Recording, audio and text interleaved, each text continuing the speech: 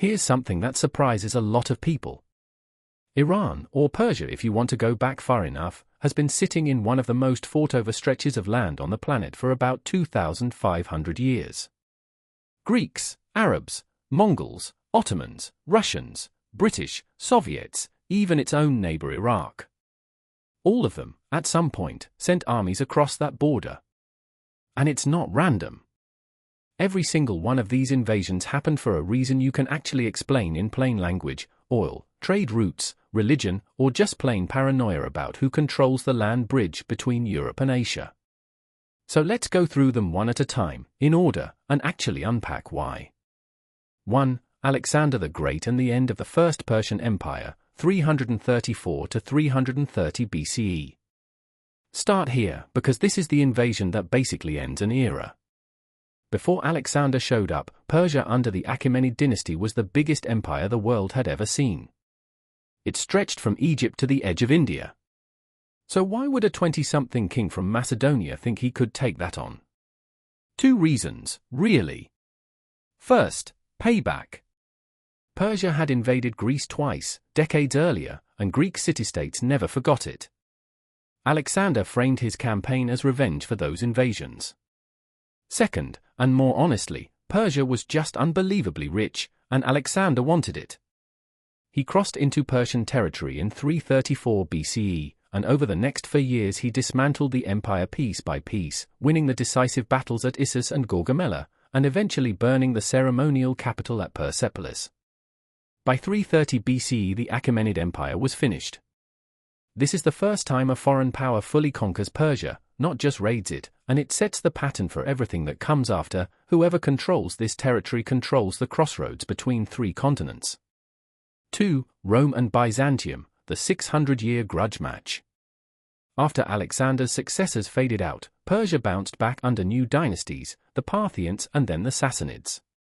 And almost immediately, a new rival shows up on the other side, Rome, and later its successor, the Byzantine Empire.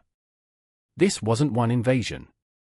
It was basically 6 centuries of on and off warfare, campaign after campaign, because Rome and Persia were the 2 superpowers of their world and they shared a border running through modern-day Iraq and Syria.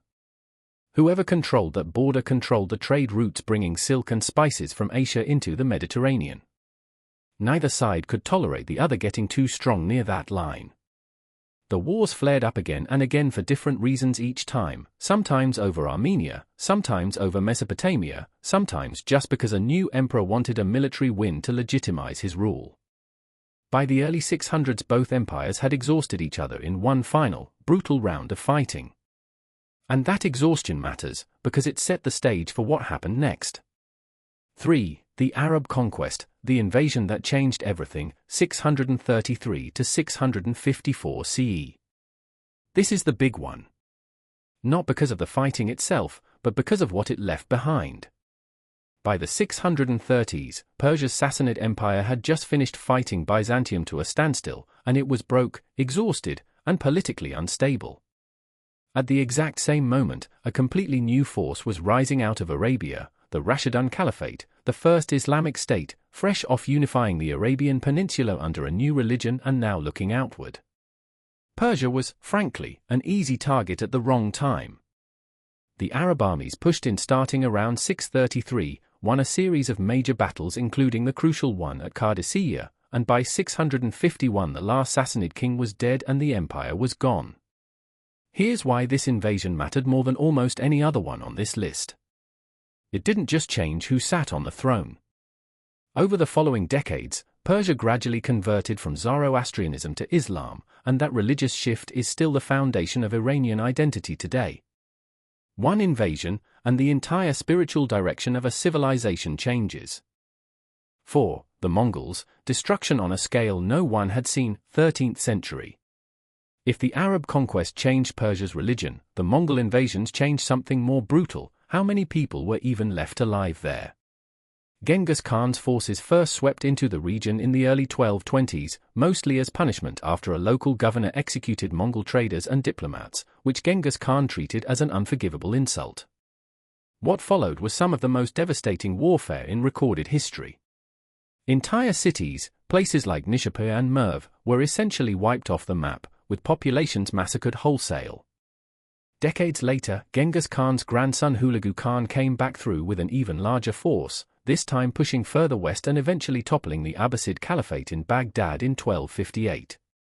The Mongol invasions weren't about religion or trade routes this time.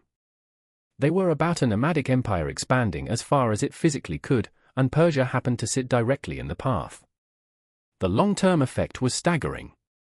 Some historians estimate parts of the region lost the majority of their population, and agricultural infrastructure that had taken centuries to build was destroyed in a matter of years. 5. The Ottomans, the neighbor who never stopped fighting, 16th to 19th centuries. Now fast forward. Persia rebuilds, eventually forms the Safavid dynasty in the early 1500s, and right next door the Ottoman Empire is rising as the dominant Sunni Muslim power. Persia under the Safavids goes the other direction and adopts Shia Islam as the state religion. That religious split is a big part of why the two empires spent the next 3 centuries fighting each other on and off. But it wasn't only religion. It was also just old-fashioned border warfare over control of Mesopotamia, the Caucasus, and Iraq, land both empires wanted for the same reasons: agriculture, trade access, and buffer territory. This wasn't one dramatic invasion like Alexander or the Mongols. It was a long, grinding series of wars stretching from the Safavid era into the Qajar dynasty in the 1800s, with cities like Baghdad and Tabriz trading hands multiple times. Iran's western border today is basically drawn from where these wars eventually stopped. 6. Russia moves in, the Russo-Persian Wars, early 1800s. While the Ottomans were pressing from the west, a new threat emerged from the north, Imperial Russia, expanding down through the Caucasus. 2 major wars broke out, one from 1804 to 1813 and another from 1826 to 1828.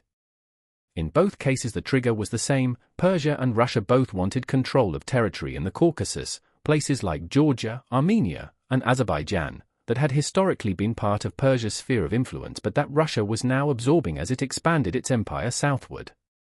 Persia lost both wars badly. The peace treaties that ended them, especially the Treaty of Turkmenchay in 1828, stripped Persia of huge amounts of territory in the Caucasus permanently. This is actually the moment that draws Iran's current northern border.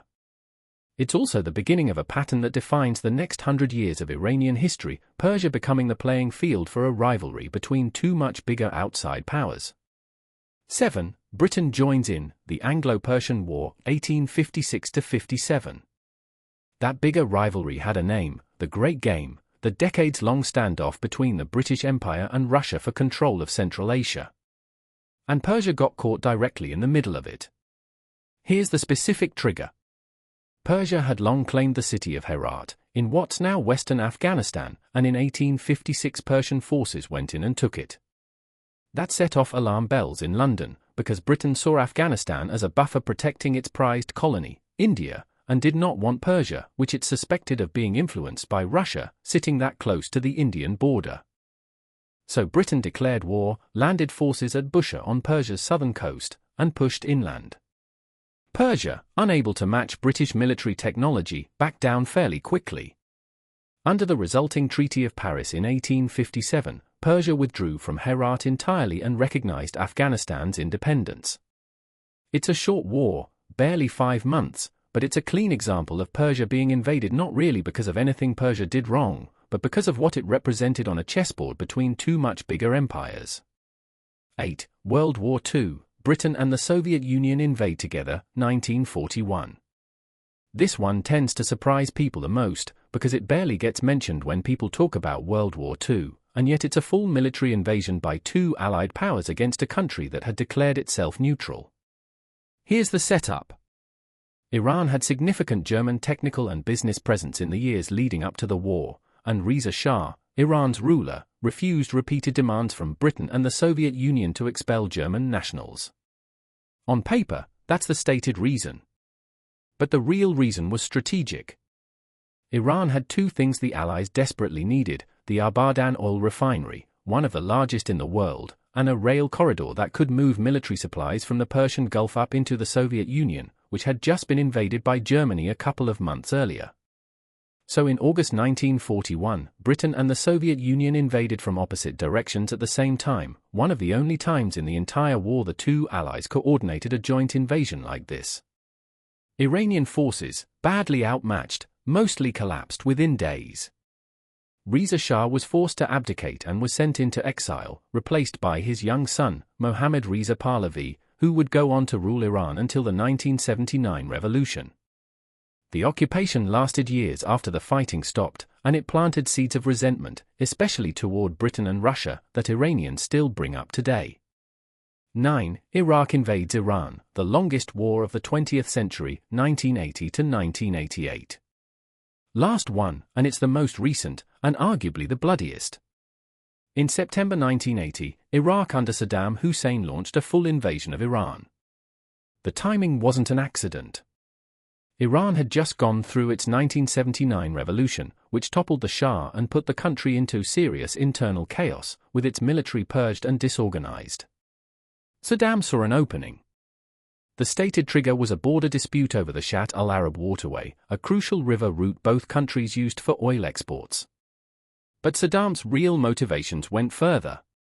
He wanted to grab Iran's oil-rich Khuzestan province. He was worried the new Islamic Republic would try to export its revolution to Iraq's own Shia population, and he figured a weakened, isolated post-revolution Iran would be an easy, quick win. It was not quick. What followed was 8 years of brutal, grinding warfare, trench warfare reminiscent of World War I, chemical weapons used against Iranian troops and civilians, and an estimated 500,000 to 1 million dead on both sides combined. Neither side gained meaningful territory by the time it ended in 1988.